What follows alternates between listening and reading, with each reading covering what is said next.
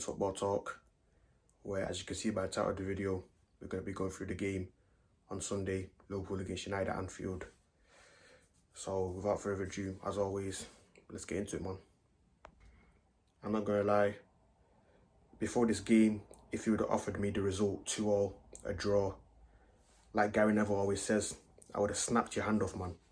I would have taken that every day of the week, bro. I would have been over the moon with that result. But looking back now, in hindsight, I can't lie, that's a jarring result, man. We should have won that game, bro. I don't care what anyone says. No one can tell me differently, bro. We deserved to win that game. But unfortunately, of course, it wasn't meant to be. And of course, the reason why it wasn't meant to be, because the amount of chances that we missed, man, which has been our Achilles heel all season, not being able to convert, not being clinical enough. And I'll be honest, it all starts with the number 9, man. It starts with the striker, the guy that's supposed to score goals. And as you lot know, Højlund, I like him. I think he's got big potential. He can be a great striker in the future. But as I've always said, if you lot know me, Højlund should not be starting for Man United, bro.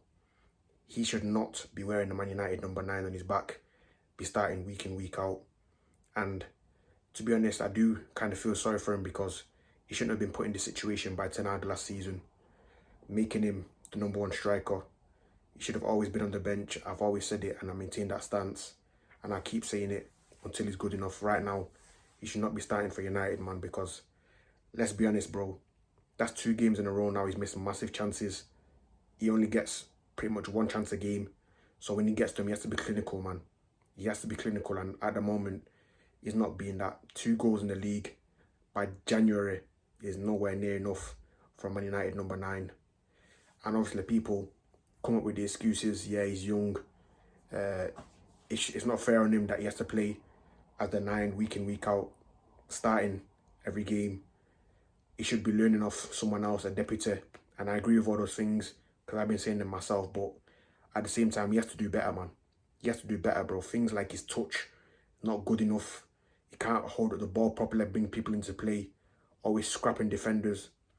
And then when he gets the chance, like he did against Newcastle as well, he's not clinical enough, man, and he misses. So, yet again, his finishing left to be questioned, man. And of course, last season, it was the exact same thing at Anfield. He went through one-on-one with Alisson and he kicked the ball straight at him. I know Alisson is not an easy goalkeeper to score past. He spreads himself well. Pause. It makes it very hard for him to score against him. But when you have the whole side of the goal to aim for, bro, or even over Alisson, to kick the ball straight at him is not good enough, man. That's not good enough. Not so. A striker and number 9 is something that we defo need to be looking at, whether it's this month in January or probably more likely in the summer. But of course, he's not the only one that missed a chance. Just soon after that, Ahmad obviously had the chance with the header. I'm not going to lie, the ball from Dalot from the left wasn't the best. I think he should have put it along the floor personally. Putting it in the air like that, it was going to be difficult because Alisson would have probably reached it if it was a better cross. Obviously, Ahmad could have timed his run better as well, but I think it would have been better for Dalot to put the ball along the floor. I think Ahmad would have had a tap in. So, yeah, that was another chance that we missed. But then, of course, thankfully, someone in our team did have their shooting boots on. Showed Højlund up, to be honest. Showed him how he should have finished this chance. Also talking about Martinez's goal, the first one. Our first goal. Brilliant finish on the side of the bar. In off the bar to make it 1-0, of course. And yeah, that's what you have to do against a keeper like Alisson, man. Give him no chance, bro. No chance to save it. And that's what Licha did. Great finish. And then, of course, Liverpool go and score 2 goals. But yet again, man, the main man of this team, Amad Diallo, bro. The one that carries our attack every single game. Without him in attack, we're spineless, bro. Toothless, we're nothing. Yet again, stepping up in a big moment. The alt block crash, as I call him. That's the way at Etihad now and Anfield. Our 2 biggest rivals coming up with big goals and big moments. It's what he does, man. He's him, bro. He is him. And he showed yet again why he is him. But just to get onto some individual performances now. I think 2 of the back 3, Maguire and Martinez, played very well. Maguire held it down in the middle. When he had to, stepped out, engaged. two crunching challenges on Diaz and Salah. One of them he got booked for crazily. The ref was having an absolute mare, but yet again, he had a very good game in the middle of that back three. Obviously, Martinez with a goal, but even outside of that, defensive led did very well. And then, of course, getting on to the wing backs now, Dalot. I'm not going to lie, this is probably the best game that he's had since last season. He was very good in that game. Trent being terrible makes him look even better, I'm not going to lie. He made Dalot look like prime Ryan Giggs down the left, the way he was cooking him, skinning him, bro. But fair play to Dalot, man. I've been on his case this season, and rightly so, because he's not been good enough. But he had a very good game, I'm not going to lie. And then to get onto the midfielders now, starting with Kobbie Mainoo. To think certain idiots in our fan base, bro, were starting to turn on Mainoo, starting to scapegoat him as the reason for our poor form is crazy, man. It is crazy, bro. The way this kid played brought it back, man. He was running it back to last season. He's showing why everyone was praising him so much. Why he was in the England team ahead of Jones. Because he took Jones for a walk, bro. He took his dog Jones for a walk. Star boy for star boy. And our star boy came out on top for sure. So it was good to see Mainoo getting back to the levels of last season. And then, of course, alongside Mainoo in midfield, Ugarte. Wow. That guy, the way he covers ground, bro, and wins the ball back, he's like a Hoover, man. He sweeps up, cleans up everything, bro, in front of that back three, back five, whatever you call it. Brilliant performance yet again. But not only his tackles, even his passing, bro, his distribution was brilliant as well. Just an all-round top game, man. And it just goes to show the difference when we have them two, Mainoo and Ugarte in midfield, rather than Casemiro and Eriksen, bro. The difference is night and day, man. It's so clear to see the difference that them two made in this game. And then, of course, the performance of the captain, Bruno. For me, man of the match, absolutely brilliant performance, bro. The way he was pulling the strings, played a more disciplined game, better decision making, timing his passes better, the quality of the passing, choosing when to pass, when to hold on to it.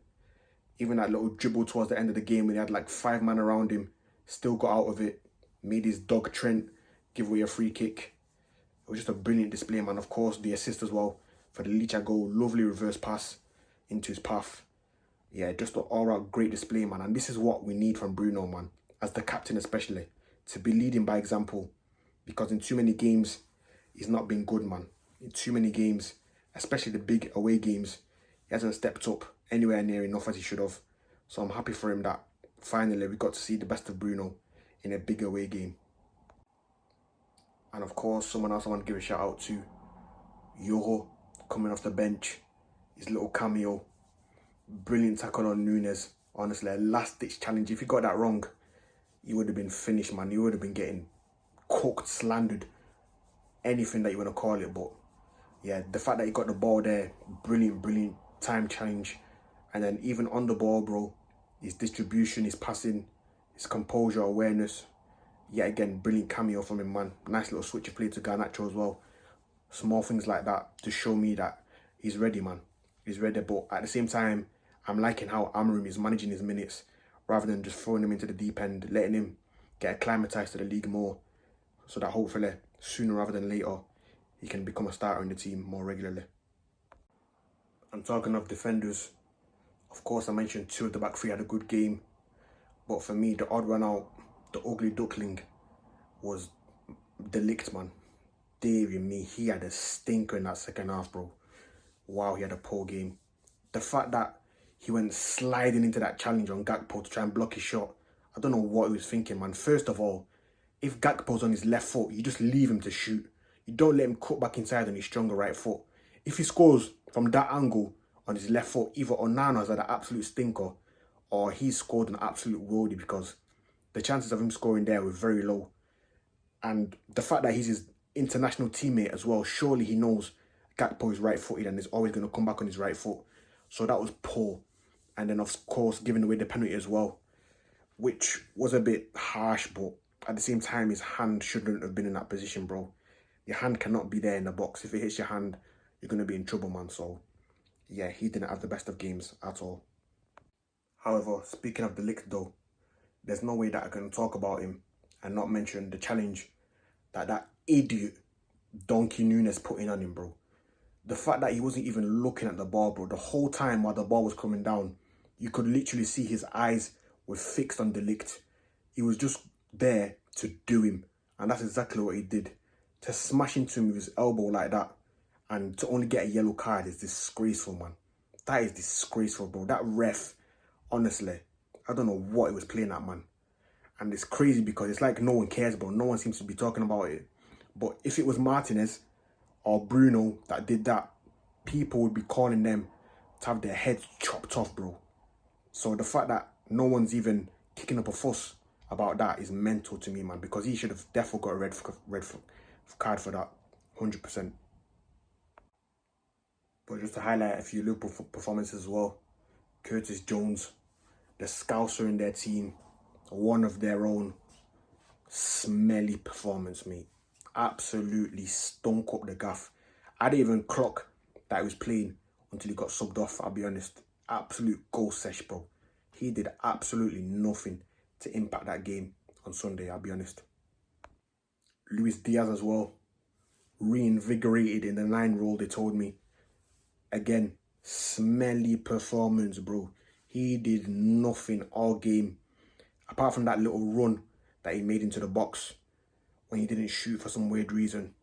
After that, and when Maguire clattered into him, bro, he just didn't want it, bro. He wasn't up for it, man, I'll be honest. He wasn't on it, bro, after that challenge.